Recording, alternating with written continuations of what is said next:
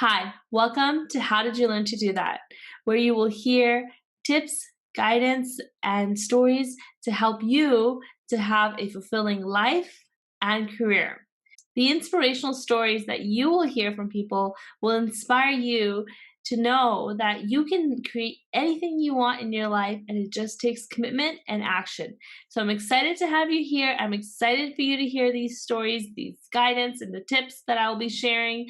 And if you have any questions, you can always reach out to me, info@howdidyoullearntodothat.com, and you can connect with us on social media. We're on Instagram, YouTube, Facebook, and Twitter at How Did You Learn to Do That? And we would love if you could help us grow and expand this podcast by reviewing us on Apple Podcasts as well as on YouTube, and sharing the episodes with your family and your friends, and helping us continue to spread the message that we all are deserving of a fulfilling life, and we can be the catalysts in our lives to create that. All right, stay tuned for the next episode. Hi, everyone. I would love to welcome Flo to the How Did You Learn to Do That podcast. Welcome, Flo. Hi, thanks, Angeza. Thanks for having me. So I'm going to tell you a little bit about Flo. So Flo is the owner and creative director of Precious by Flo.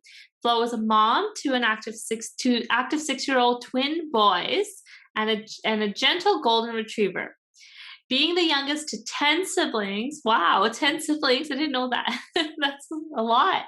Flo highly values collaboration and has a strong sense of community. She launched Precious by Flo, which is a community-based, preserved florist dedicated to advancing employment opportunities for women while also promoting the positive ecological impacts of preserved flowers. Her vision is to be able to facilitate a space where women can put their creative hats on together, improve their mental health, and build connection by helping the community, all while making income for their families through floral arrangements. Her floral arrangements are perfect as gifts to friends and families, but corporate clients can also reach out to her for custom corporate gifts and office decor. A big part of what she does as well is work with nonprofit organizations and collaborate with their fundraising efforts, from single customized flower boxes to huge arrangements ready for auction. When not busy running after her boys and creating her flower boxes, you can find her strolling the beach with her dog Bentley, hiking the trails, sipping kombucha, lost in her book, or virtually learning to play her ukulele. So I'm excited to have Flo here. She's been a longtime friend and supporter of me and this podcast, and we met through the Business Based Collective, and I've had a couple of folks from there, and it was an amazing group of people as part of the Action Takers Club. So I'm so excited to have you share your story, Flo. Oh, thank you. Me too. I'm very excited for this. You're the second person that told me that they spent some time during quarantine to learn the ukulele. Oh, really? Yeah, it's been on my bucket list for quite some time, and now I thought it's the perfect time. That's awesome. So I would love to learn more about you. I know I've seen your beautiful flower arrangements, and I admire them all the time. And so tell me a bit about you. How did you start in this business? What really drew you to doing this? And how did you come up with the idea and the model that you did? Yeah, so basically, when I was growing up, I thought, the trajectory of my life is from point A to B. I've always been an A student, always loved reading. I'm such a geek. Acing everything, graduated as a valedictorian. So automatically, from the culture where I came from, I'm destined to be a doctor or a dentist, right? But then that didn't turn out that way. I think my journey to where I am now, even my friends, if you ask my friends, they weren't surprised because they know I've always loved flowers. But most of them know that this is something that I wanted to do after I retire. Basically, right? Like in my mind, after I retire, I will have a small flower shop with a tea shop beside it. So that's my vision. But then few things have happened. So I call them my passion pockets, right? So I guess it started when I was young. I always loved chemistry. I always loved science and technology. And when I was introduced to this product, where again, my love for flowers, and then I was introduced to this product that there's a new way of preserving roses. And I was really intrigued, curious. So I researched it. It's the technology patented in Japan. So where basically the products are natural, eco-friendly, where using high heat and technology, again, high pressure, they use the natural contents of flowers, protein, sugar. And being a geek, right? I'm like, wow, how did they do that? Like, really intrigued me. Like, not even thinking of it as a business. But at the time, I'm like, how do they do that? And then they dehydrate it, they rehydrate it. And then I just basically, and I thought to myself, wow, that is the future of flowers. Like, and then years pass by and it's just, saved there in the back of the head, right? But then, and that was in Europe actually. When I learned about this, I was living in Europe. So that's a Oh, passion okay. pocket. Another passion pocket is why people ask me all the time, why moms? Why help moms? Why women? Right? Like, why not just keep it a luxury product, and keep it as is? Like, usually, what is it? Basically, I have people questioning my business model, saying it's a luxury product, and then you're dealing with not for profit, and it's too convoluted, right? Yeah. But like, for me, not really, because as long as I'm clear with my why and my purpose, it all aligns. Actually, having a luxury product in my mind is not that something like celebrity would buy. I always believe that we are a celebrity of our own lives. We all Yeah. deserve to buy these nice, precious gifts, right? And to be honest with you, preserved roses have this myth that it's luxurious. It is luxurious product, but it is very available. Mm-hmm. It's very available for everybody in terms of price point and whatnot, as long as it's packaged well, right? So that's another passion. The passion pocket that I talk about is when I was living in Spain. I had to leave my job here in Vancouver, move there, and my visa didn't allow me to work. So basically, I keep meeting moms and other women who basically left their work. And my vision is to be able to create employment for women where we could do this from home. We could do this if we need to travel somewhere else. We can carry this along. And that would be my vision for, again, I'm very in my infancy, but that's where I see myself heading. I can taste it, I can feel it, it's possible, right? So another passion pocket that I have is when I had the kids, I had a very dangerous pregnancy. And this is again one of those topics that I don't talk about a lot. I almost died during childbirth. Mm-hmm. Yeah, I had a severe edema, uh, Mm-hmm. severe preeclampsia, where the water actually went through my brain. Oh, So wow. I had seizure, and which was fatal. So it was a very devastating time. I didn't even skin to skin the kids because they had to, after I had the seizure, I had to be rushed to ICU, being in the dark for a few days because they can't put light because I'm gonna Yeah. seizure again. And during, and if people know me, I don't have downtime. I'm just a very hyper person. Yeah. And seeing me basically being myself, like being in that darkness, not knowing what's going on, and I have no control over anything. And the thing is, I may be unconscious, but I can hear people talking. And all I could hear is, she's so lucky that she could survive the seizure. Like, I didn't realize how fatal that was. And that's when I Yeah. realized and they kept saying to me when I woke up, this is a second chance. How lucky, right? How this, Yeah. how lucky to be alive, right? And then I started thinking for myself, that mentality of waiting. There's always Mm-hmm. a mentality, I don't know if it's brought up from family culture, that you do all this now process, and then Mm-hmm. get there, that's when it happens. The same idea as my flower shop. I do all these things now, journey A to B. And then when I retire, I'll have my flower shop. And Mm-hmm. that is that waking up moment for me where I'm like, why do I have to wait? Why do I have to wait? I kept Mm-hmm. asking myself that. But then the twins happened, and a few years of that, and that's why I had to wait. Yeah.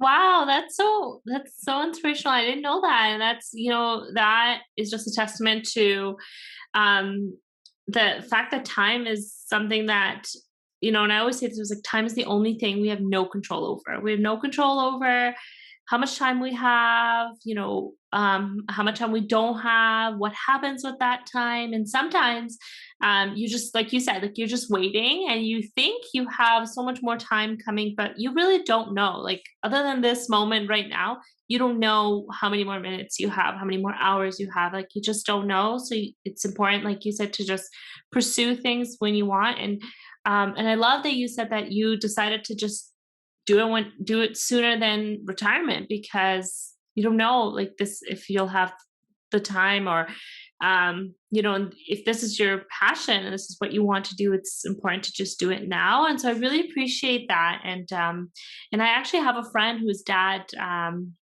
he passed away 6 years ago. Yeah, 6 years ago. And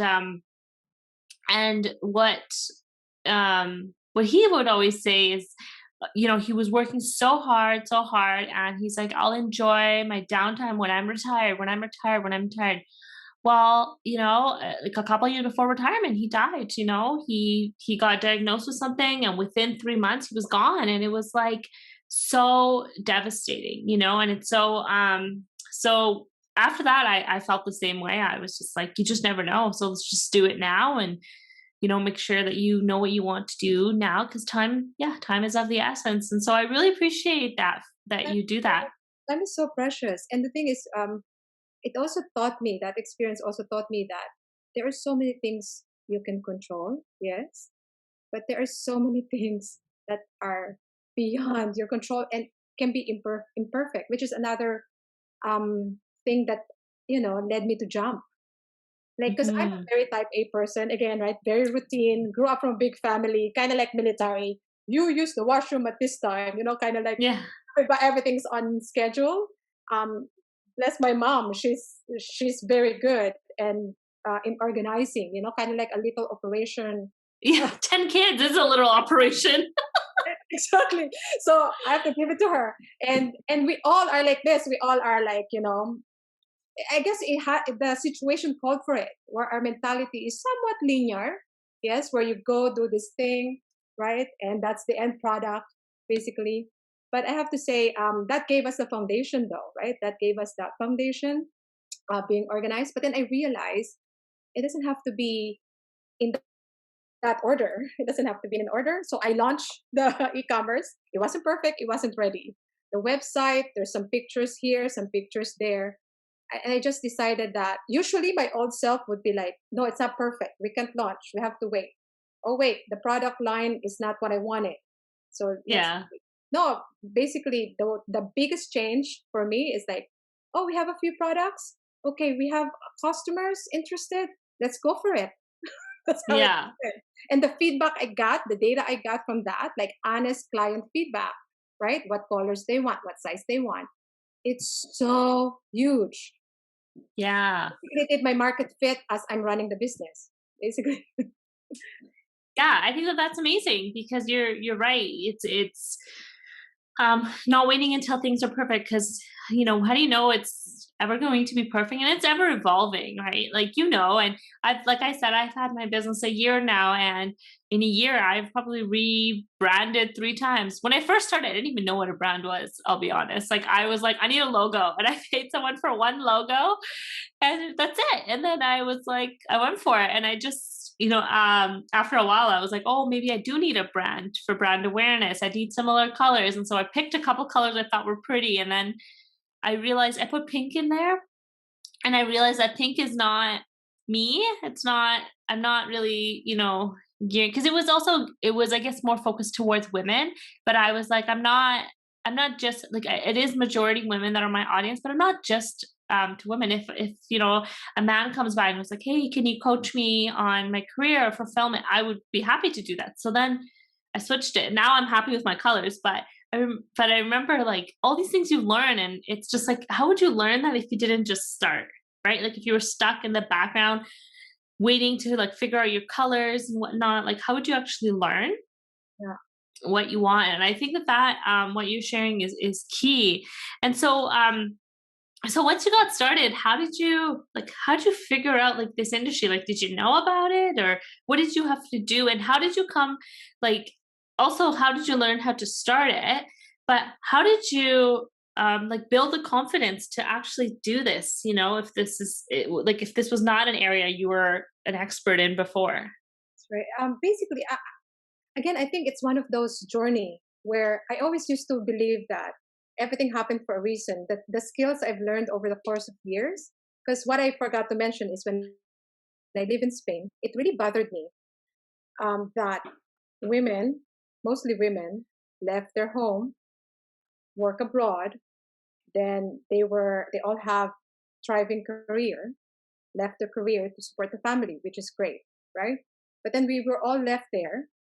I was getting by because I was speaking Spanish, but most of them didn't speak Spanish, couldn't find work, or the visa didn't allow it, right? So it really bothered me, the inequality in terms of, you know, Yeah. it happens and it's the reality, I understand. But it really bothered me at the time where I couldn't find work. Well, first, I felt like I was really happy for the experience. I was very grateful that I get to travel, but at the same time, I was starting my career, right? Hmm. So way back, but then I wanted to start something, but I just didn't know what. And that was a long time ago, before even the word nomad existed. But then I Yeah. started working, like getting data entry here, doing survey here, just because I was like bored to my skull, right? Like, Yeah. like, people say there's a beach. It's like, yeah, but if you live there for years and you go to the same beach, it's different than when you're traveling, right? They're like, you gotta, and also you need some stimulation, and you need to. For me, like, I always want the idea of making my own income, Yeah. right? So, and then when I came back, but then again, I got pregnant, complication, came back to Canada. I started the business called the Task Lady. So basically, Oh, what it okay. is, Yeah.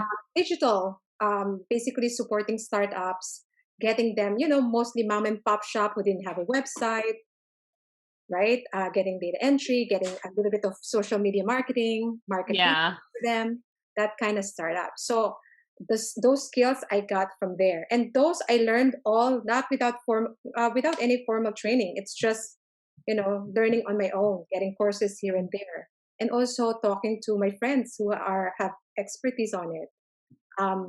And then I came across the journey of meeting non-for-profit organizations, actually, right? Because they are usually the ones who needed donors, sponsors, not necessarily have a website running. And that's how, Hmm. and then meeting them, they're always looking for donor gifts, things for auction, for fundraising. And I realized I'm so passionate about it as well. And who is going to tell? I think that's one thing I wanted to say. Like, who's going to tell you that thing doesn't work if you don't try, Hmm. Yeah. right? Yeah. Thing is, I thought of my love for flowers, great. And my love for the environment is great. And that's why Preserve Roses, it's just the solution to that. Maybe I should rewind, because a few years back, I already made a business plan for myself for my retirement. Right? Yeah. Yeah. So I made two business plans for a small flower shop. Basically, it's called Symphony of Flowers, Yeah. which I keep editing. It's kind of like, when I do something I don't like at the moment, that's my vision board, my flower shop. Yeah. Right? Yeah. The business plan had been edited like probably 5 times, but I couldn't make it out for myself because there's a lot of waste. So in my mind, my flower shop wouldn't survive because a lot of waste. And then I research about ecological impact, transport, refrigeration, storage, right? The pesticides and chemicals that go to the soil for the production. And Mm. maybe I don't want to be involved in that, right?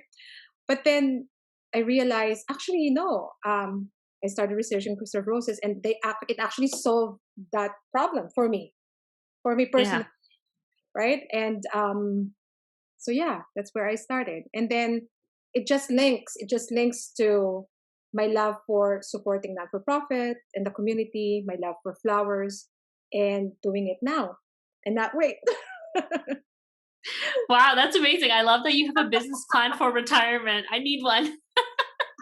Maybe you should sell that as one of your services. Like, I will help you create your life for retirement, or just like a dream vision of what you want it to look like, right? I think that would be really fun. Um And actually, as you're speaking, I just keep thinking to my mom because she loves to cook. Like the cooking and baking is her passion. That's just what she loves. She loves her love language. If there was a love language for food, would be food. Like she just loves to serve you. And we, growing up, we would always like, my grandparents would always get mad at her because they'd be like, "You're inviting us for dinner. There's two of us, and you're two young kids." And my mom was a single mom. So she's like, and my grandpa's like, "Why are you cooking for 50 people? Like, why do you have to make 20 different things? Like, make two or three things and that's enough." And my mom just like, she just can't do that, like that's just not her personality. So we would always have to pack food, and like then like the neighbors would all get food, like everybody would get food. Um, Yeah. and it's just like it's a passion of hers, and she always says she wants her own catering business, or her own she actually wants a coffee shop where she could, make her own little foods and whatnot, and all this stuff. So as you're talking about this, I'm always like, okay, mom, in the future, in the future. But now you're talking, I'm like, no, mom, like do it now. Maybe Um, after COVID.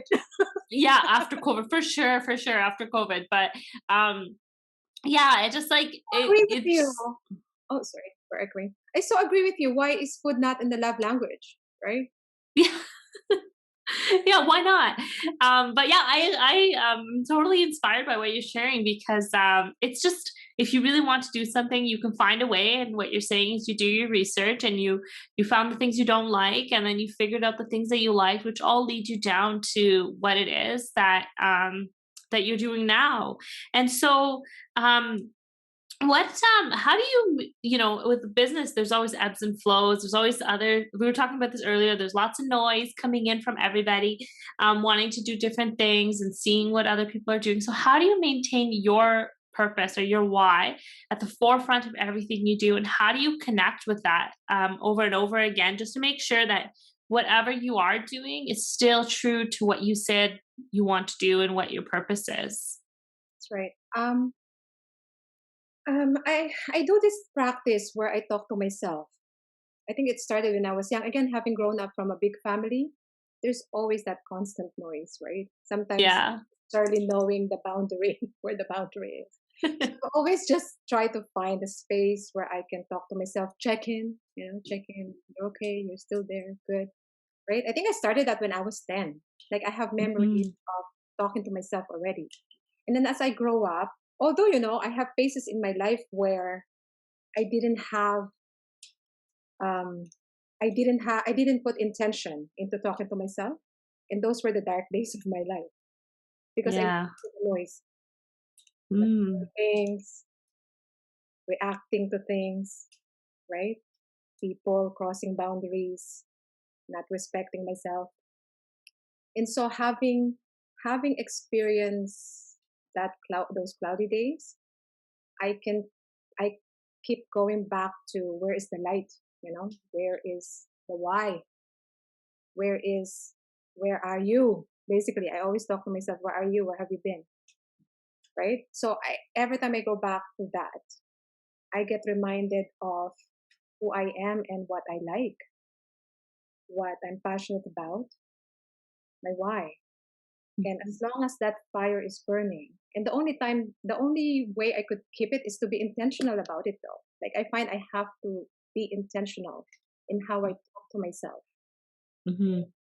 basically befriending myself. Because apparently, this is another thing I learned when I'm already an adult, when I started thinking this way, where I have to befriend myself. Because I'm a really good friend to my friends, but I'm very bad at taking care of myself, Mhm. right? And so I incorporated that into my routine of talking to myself. So basically, it's just checking in and being kind to me and not judge me, Mhm. the mistakes that I continuously make, right? The imperfections that I have. And mind you, yeah, there's still days that, you deviate to that because the noise, Mhm. right? But then the only way I go back is, again, be intentional and talk to myself, ground myself, and remind me of where's the light, keep it light, Mhm. keep the why. And that's very applicable to now, like what you said. That's why I can really resonate to what you said. I also did the same, when I started the business. What's everybody doing? Instagram. I didn't even have Instagram account, like personally, right? But then everybody's telling me go on social media, go do this, go do that, which is so helpful for the business. I agree. But at the same time, there was one point in, because we're only a year now. Precious by Flo is Mm-hmm. a year now. So I think on our 6th month, where you can even see on our branding, it's getting deviated, it's not, it's getting misaligned Mm-hmm. from what I wanted. Yeah. Yeah. And that's why I said, well, you're probably right. Like probably 3 times that I had to do that, check in.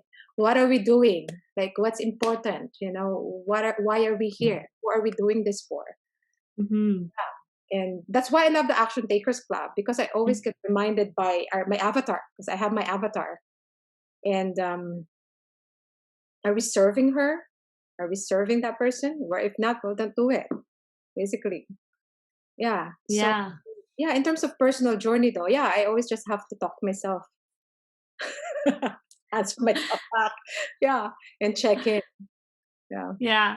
Well, I love that because I actually talk to myself all the time too. And I remember from being a young kid, my sister would always, we would walk to and from school, right? And so I would like put on a CD in my CD player, put on my headphones, and I would tell her, I was like, can you walk ahead? Like, I'm going to walk behind you, or I'll walk ahead, but like I wanted to walk alone.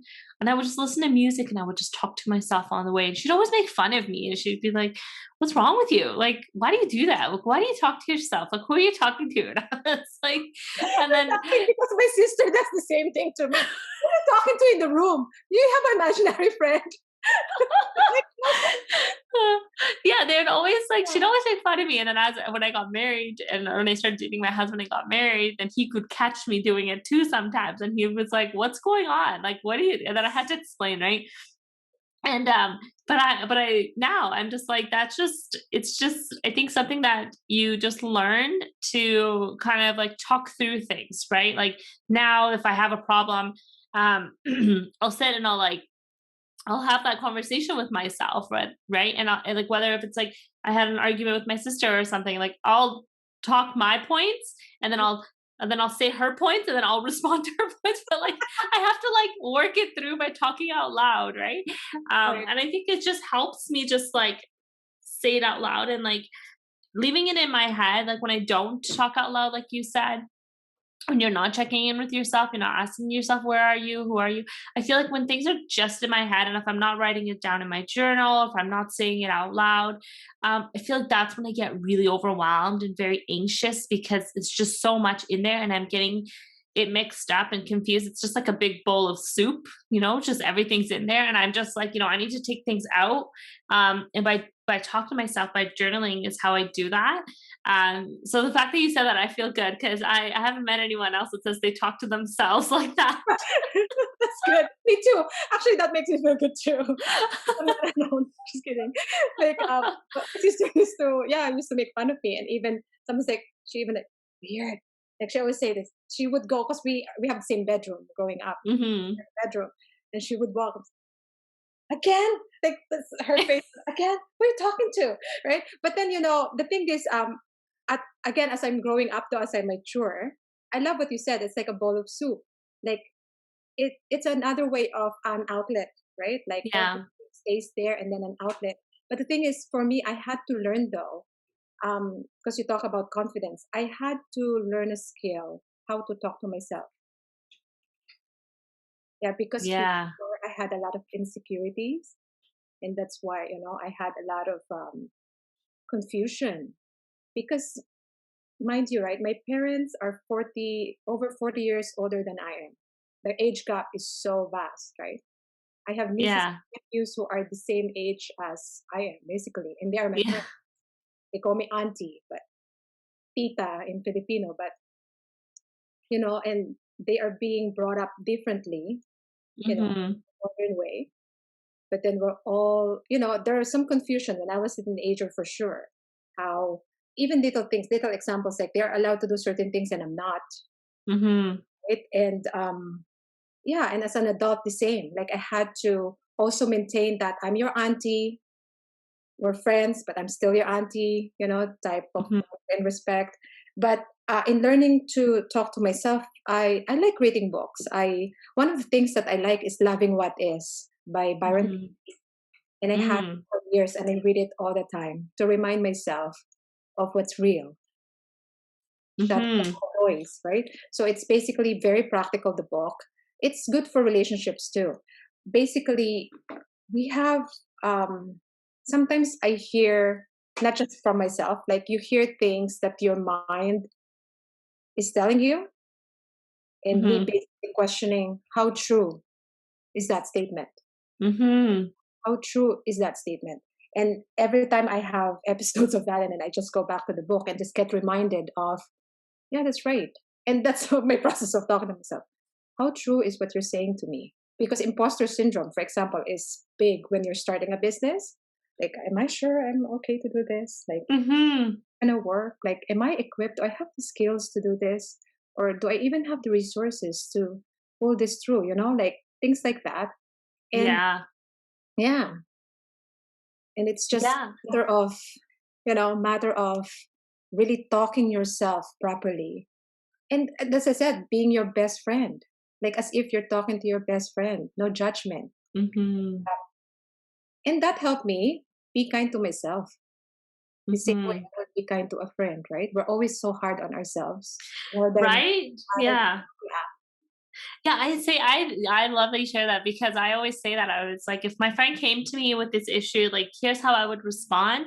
But if I come to myself with this issue, it's such a different, thing. And we think we put so much pressure on ourselves, right? And we put so much wanting to do things like for me like to be a mom like what you said with your grandmas. My mom actually has 6 siblings and my youngest uncle's 4 years older than me, so we grew up more like brother and sister versus like uncle and niece, right? It was like a different. And actually when we would go out, because we would sometimes hang out with the same friends, he would say like, don't call me an uncle. Like if there was a cute girl, he liked or something.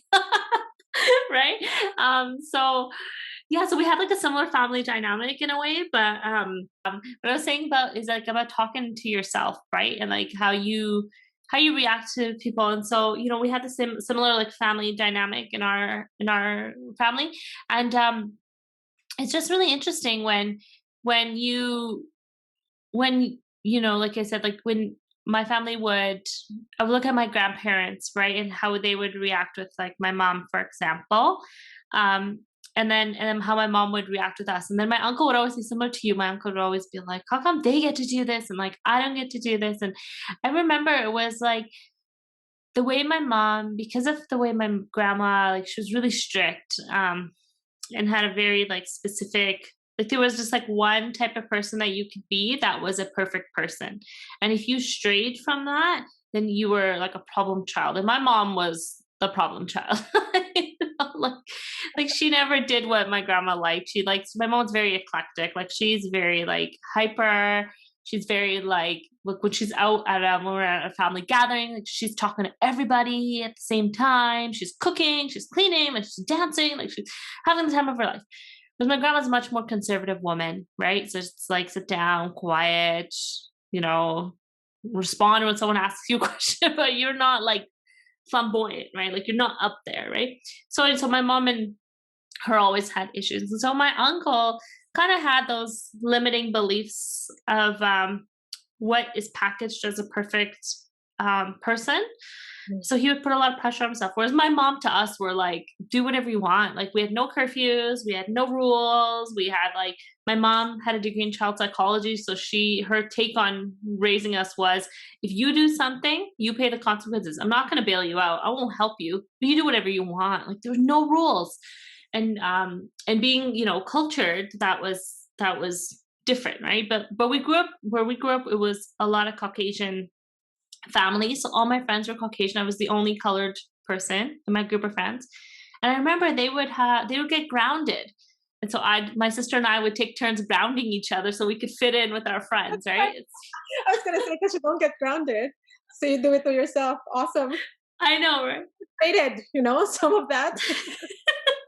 Right. And so I remember like now that like I grow up, I'm like just thinking and working through the business side. You were talking about, the imposter syndrome and like thinking if you're good enough. And it's just like sometimes those limiting beliefs they still creep in, right? And we get them from our families, even if they're not said to us, we get them from families, from society and everything.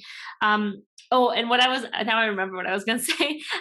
What I was gonna say was that having my daughter, growing up, I would always see like my grandma having 6 kids, like dinner. She would have dinner on the table every day, lunch, breakfast, lunch, and dinner. She would have dinner parties. She would have social gatherings. She would look put together, like to this day, like she's put together all the time. And when I had my daughter, I had this like pressure that like I had to be the best mom, the best wife, the best like house cleaner, the best like business owner, the best employee, like all this stuff. And so um when I started my business, I was really struggling because I was just like feeling burnt out. I was like, how can I be the best business owner? How can I do all of this? And then my imposter side was kind of coming in a little bit and the saying like, you can't be a business owner while working full time. You can't be a business owner while being a mom. Like one thing, something has to give, right? And I was feeling so guilty when I would work on my business because I was like, oh, I can go clean the house right now. I can go spend an extra half an hour with my daughter. I can go do this. I can go do that. Right. Um, but working through all of that, like you said, like the kind of revisiting, like who are you and what's important to you, and how can you kind of chunk out your days to fit in all the things that are priority to you. I think it's important, and what you share about the journey of an entrepreneur is always a challenge, right? And you just have to have that purpose and that why at the forefront, like you said, because it really serves as your compass, like tells you what you should be doing and shouldn't be doing. um and so I'm curious for you, when you know what are some things that you could actually look back at now that you're a year also into it? I didn't realize we started our business at the same time, but now that it's been almost a year, and if you can look back to a year ago when you started your business, what were some things that you could say to yourself to really just motivate you to keep going through the challenges of the last year? Let's say keep at it. Keep at it. You're resilient. Keep at it. Hmm. Yeah, and you know your why, and just keep at it. Just keep lighting the fire. Yeah. Lighting the fire. Yeah, but yeah, going back though, like I wish I started it earlier. Hmm. If we're talking about if I'm able to rewind anything, that would have been it. Like because I was also struggling with imposter syndrome at the time. Hmm. Because having, yeah, if I would go back to your question though, for a year for the flower shop, I could have said, Lisa say it right. Actually, you had a podcast with Lisa as well. Lisa, Yeah.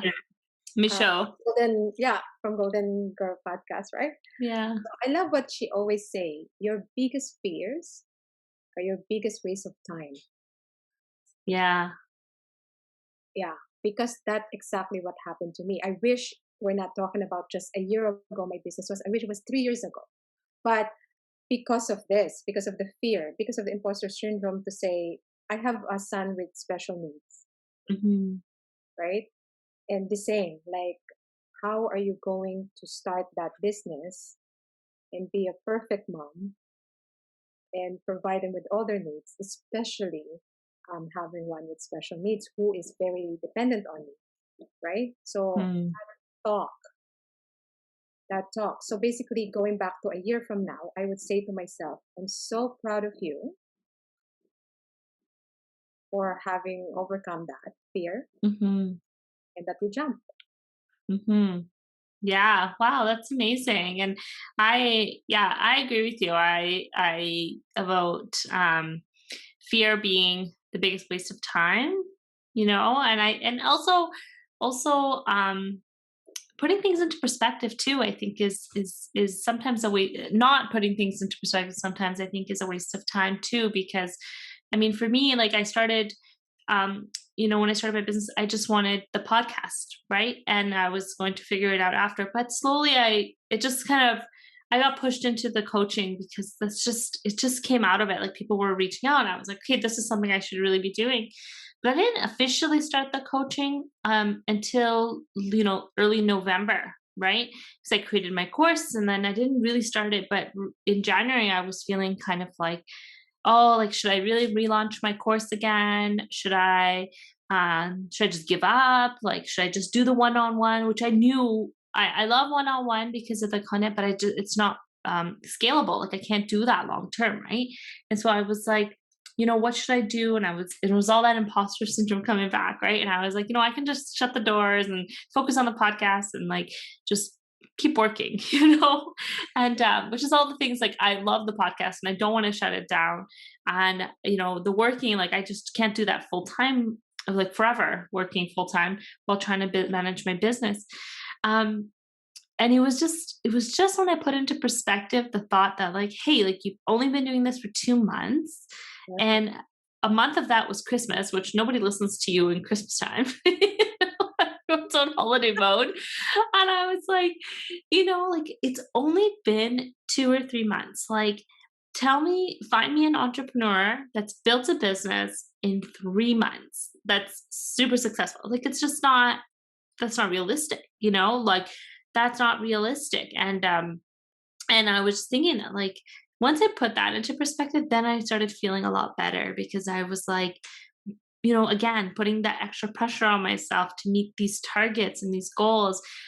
But not letting fear get in the way of you and slowing you down or taking your time away from you. But also putting things into perspective, like will really help you capitalize when it is fear that's coming in, or when it's limiting beliefs, or when it is imposter syndrome, or anything coming into the mix to kind of slow you down and stop you from doing what you want to do. And you just keep going. And I actually felt like for a long time that I was just talking to nobody about, like, other than like the clients that I have. I felt like, oh, I'm not talking to anybody else. But then just in the last month, like once I let it go, once I put it into perspective and I let it go, I started getting so many requests to speak on the topics that I have been putting out content on, that I felt like was going to nobody. but, I but want for growth. Like you have to think, right? We were on the same Action Takers Club, right? And yeah. our business is almost about the same age. Like I've watched you grow. Wow, it's amazing what you've done in that short amount of time.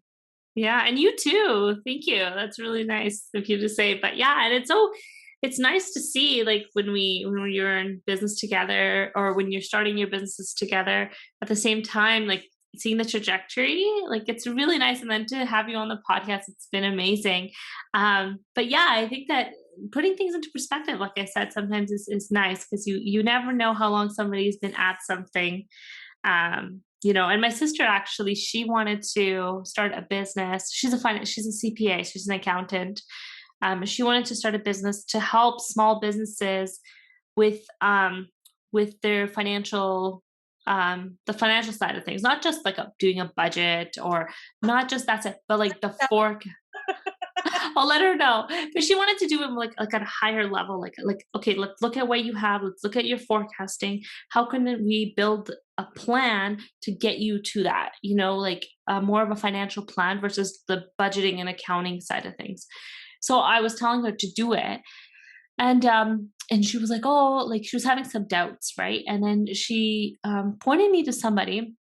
Oh no, I pointed her to somebody and I was like, look at this girl. Like she just started in December. She's already making 6 figures a year. Like clearly people want to talk about finance. And she only does personal budget. Like she'll create a personal budget for you and help you stay accountable to that. And I was like, if you're doing for entrepreneurs, like there's a lot of need for that right now, right? And I was like, look, she already has 7,000 followers and it's only been 3 months.